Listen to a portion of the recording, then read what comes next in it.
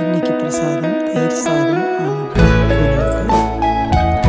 நல்ல வெண்ணெய் மாதிரி நமக்கு தயிர் சாதம் வேணும் கொண்டு வரி அப்படின்னாக்க 1 கப் அரிசிக்கு 1 டீஸ்பூன் வெண்ணெய் போட்டு 4 டம்ளர் தண்ணி விட்டு 4 விசில் வர மாதிரி நல்லா குழச்சி வேக வச்சு எடுத்துக்கணும்.